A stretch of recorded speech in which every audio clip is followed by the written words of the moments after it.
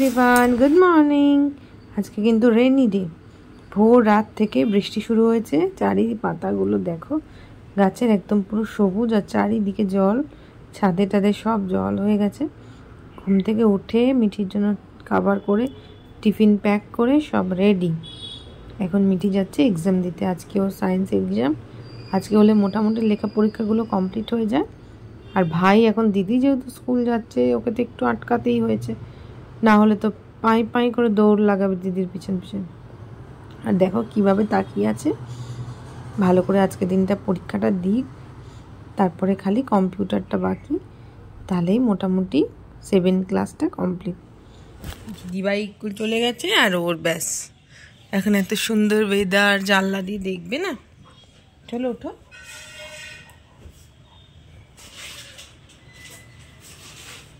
কিছুক্ষণ ডাম্বোর সাথে বসে থাকার পরে আমি চলে গেলাম রান্নাঘরে। আজকে রান্না করতে হবে, চিংড়ি মাছগুলো ছাড়াবো। দেখি চলো ঝটপট করে একটু রান্না স্টার্ট করে দিই।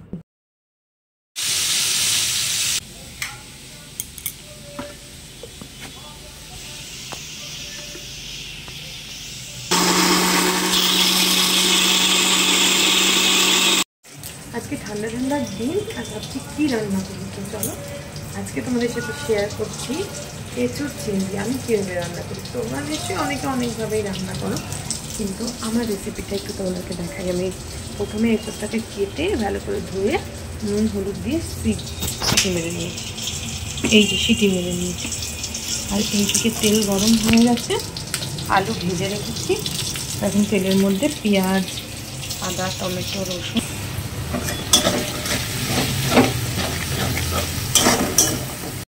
চিংড়ি মাছ ভেজে রেখেছিলাম যেই তেলটা দিয়ে, ওখানেই আমি পেঁয়াজ, আদা, রসুন, টমেটো সব পেস্ট দিয়ে দিলাম।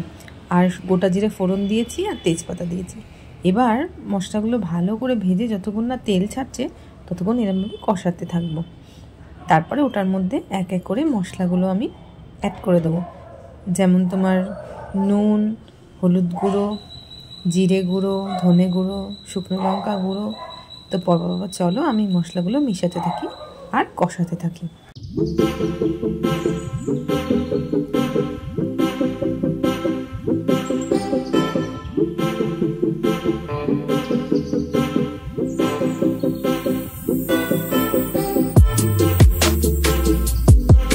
মশলাটা কষিয়ে যখন তেল ছাড়বে তখন এবার তোমার এঁচোড়টা দিয়ে দিলাম, আর ভাজা আলু, চিংড়ি মাছ সব দিয়ে এবার আমি সুন্দর করে কষাতে থাকবো।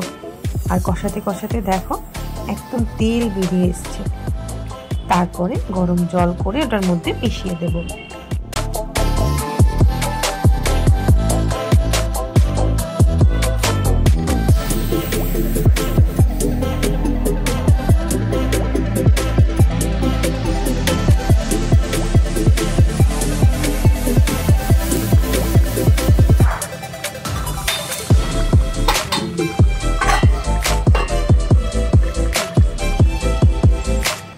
আলুটা সিদ্ধ হয়ে এসছে, এবার একটু মাখামাখাই আমি রাখবো।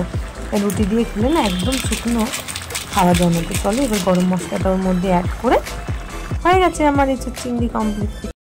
পুজো দেওয়া, রান্না করা সব কমপ্লিট। আর এখন বাইরে বৃষ্টি পড়ছে।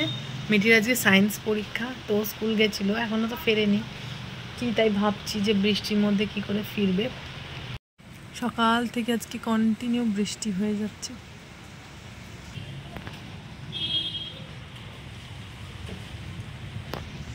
আর ওইদিকে ভুতুমটা ঘুমাচ্ছে। কখন থেকে ঘুমাচ্ছে। খাওয়া দাওয়া হয়ে গেছে, আমারও পুজো টুজো সব কমপ্লিট। এখন মিঠি আসলে তারপর ভাত খাবো।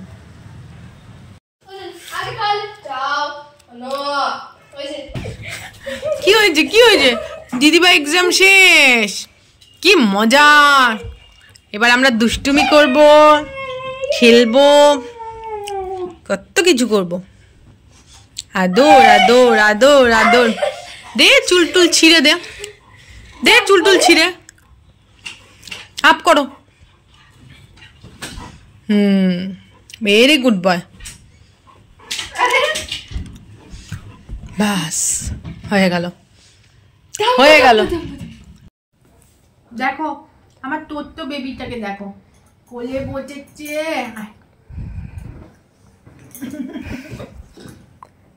মামাকে ছোট্ট বেবি, আবার আমার ছোট্ট বেবি যাবো। ওই যে হাই ভুতুম ভুতুম পেটা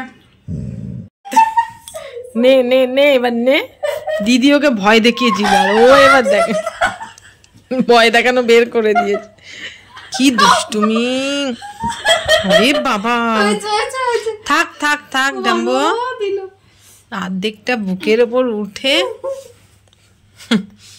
উফ, ওকে ভয় দেখাবি না।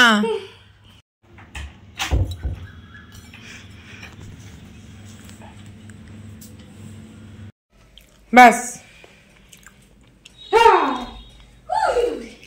অপারেশন শুরু হয়ে গেছে। অপারেশন শুরু। ডাম্বো